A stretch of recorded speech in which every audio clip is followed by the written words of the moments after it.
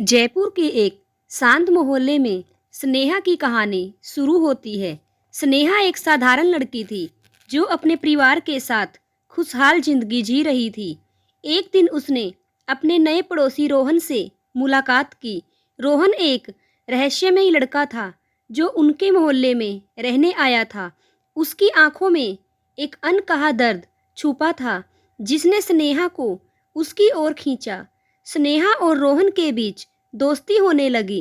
रोहन अक्सर स्नेहा को अपनी किताबों के बारे में बताता। स्नेहा को उसकी बातों में गहरी रुचि हो गई।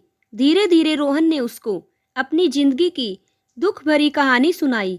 उसने बताया कि कैसे उसने बचपन में अपने माता पिता को खो दिया था और अब वह अकेला था।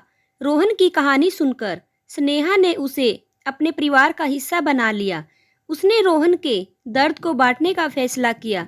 स्नेहा की माँ भी रोहन को अपना बेटा मानने लगी और उसके लिए घर में एक खास जगह बना दी।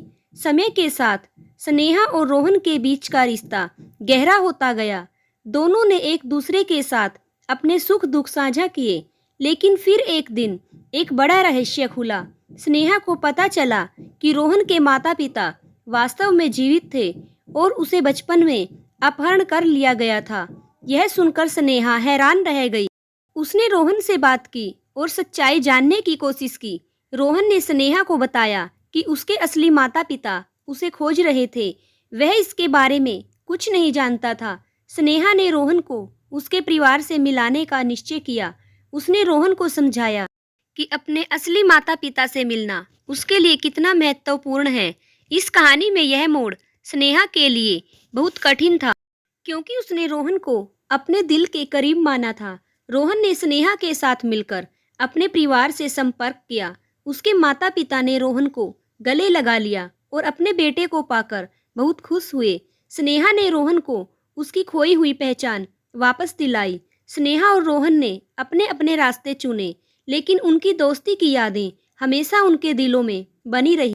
स्नेहा और रोहन की कहानी में एक नया अध्याय शुरू हुआ। अब रोहन अपने असली माता पिता के साथ रहने लगा। हालांकि उनकी दोस्ती में कोई कमी नहीं आई। रोहन अक्सर स्नेहा से मिलने आता और दोनों अपने जीवन की नई घटनाओं के बारे में बातें करते। एक दिन रोहन ने स्नेहा को अपने नए जीवन के बारे में बताया। उसने कहा उसके माता पिता उससे बहुत प्यार करते हैं, लेकिन उसके दिल में स्नेहा और उसके परिवार के लिए हमेशा एक विशेष स्थान रहेगा। स्नेहा ने भी रोहन को अपनी जिंदगी में हो रहे बदलावों के बारे में बताया। उसने अपनी पढ़ाई बेहतर करने का निर्णय लिया और अपने कैरियर के नए सपने देखे। इस कहानी में एक और मोड़ तब आया जब स्नेहा के परिवार को एक नई जगह पर शिफ्ट होना पड़ा। स्नेहा को यह खबर सुनकर बहुत दुख हुआ क्योंकि उसको रोहन और अपने बचपन के मोहल्ले को छोड़ना था। उसने रोहन से इस बारे में बात की और दोनों ने एक दूसरे को हमेशा संपर्क में रहने का वादा किया। शहर बदलने के बाद स्नेहा ने नए स्कूल में दाखिला लिया और नए दोस्त भी बनाए, लेकिन उसकी और रोहन की दोस्ती में कोई कमी नहीं आई। वे अक्सर फ़ोन पर बातें करते थे, एक दूसरे की जिंदगी की खुशियों और परेशानियों को साझा करते थे। कुछ साल बाद स्नेहा ने अपनी पढ़ाई पूरी की और एक कंपनी में नौकरी करने लगी। रोहन भी अपनी पढ़ाई करके अपने माता पिता के बिजनेस में शामिल हो गया। वे अपने अपने कैरियर में व्यस्त हो गए, लेकिन उनकी दोस्ती की डोर कभी कमज़ोर नहीं हुई। एक दिन स्नेहा को एक बड़ी मीटिंग के लिए उसी शहर में जाना पड़ा जहां रोहन रहता था। उसने रोहन को भी इस बारे में बताया और दोनों ने मिलने का फैसला किया। इस कहानी का यह हिस्सा बहुत खास था क्योंकि दोनों ने वर्षों बाद एक दूसरे को देखा। जब स्नेहा और रोहन मिले तो दोनों की आंखों में खुशी के आंसू थे। उन्होंने अपने पुराने दिनों की बातें की और उन पलों को याद किया जिन्होंने उनकी दोस्ती को इतना खास बना दिया। इस कहानी में यह मुलाकात दोनों के लिए एक नई शुरुआत थी। स्नेहा और रोहन ने महसूस किया कि उनकी दोस्ती ने उन्हें जीवन में बेहतर इंसान बनाया है। उन्होंने एक दूसरे को हमेशा के लिए महत्वपूर्ण हिस्सा मान लिया और साथ में जिंदगी के नए अध्यायों की ओर बढ़े। इस कहानी का अंत एक नई शुरुआत के साथ होता है, जहां स्नेहा और रोहन ने अपनी दोस्ती को हमेशा कायम रखने का वादा किया। इस कहानी ने हमें सिखाया कि सच्ची दोस्ती किसी भी परिस्थिति में टिक सकती है और वह जीवन की सबसे कीमती चीज़ों में से एक है। स्नेहा और रोहन की मुलाकात के बाद दोनों अपनी पुरानी यादों को ताज़ा करने लगे। इस मुलाकात ने उनको एहसास दिलाया कि भले ही उनके जीवन की राहें अलग हो गई हैं, लेकिन उनकी दोस्ती की डोर अब भी मजबूत है। इस कहानी में एक नया अध्याय खुलने जा रहा था। रोहन ने बताया कि उसने अपने माता पिता के बिजनेस में कई नए बदलाव किए और वह चाहता है कि स्नेहा भी इस बिजनेस का हिस्सा बने।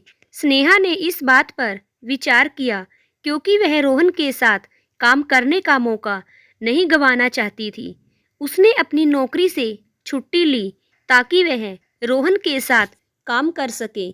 उसने रोहन के साथ अपनी नई यात्रा शुरू की। उनके काम करने का तरीका अनोखा था। वे एक दूसरे के विचारों को समझते थे। इस दौरान स्नेहा ने बिजनेस में कई नए पहलुओं को समझा और रोहन ने उनके सुझावों को अपनाया। यह अनुभव उनके लिए सीखने और बढ़ने का समय था। उनकी दोस्ती ने उनके कामकाजी रिश्ते को प्रभावित किया। रोहन और स्नेहा ने एक नया प्रोजेक्ट शुरू किया जिसमें उन्होंने अपने बिजनेस को डिजिटल प्लेटफॉर्म पर लाने का फैसला किया। इस प्रोजेक्ट में उन्होंने अपनी पूरी मेहनत और लगन लगा दी।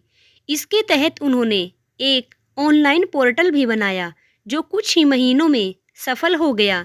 इस सफलता ने उनके रिश्ते को और भी मजबूत कर दिया। समय के साथ स्नेहा ने रोहन के परिवार के साथ भी घनिष्ठ संबंध बना लिए। रोहन की मां ने उसे अपनी बेटी की तरह माना और उसके हर फैसले का समर्थन किया।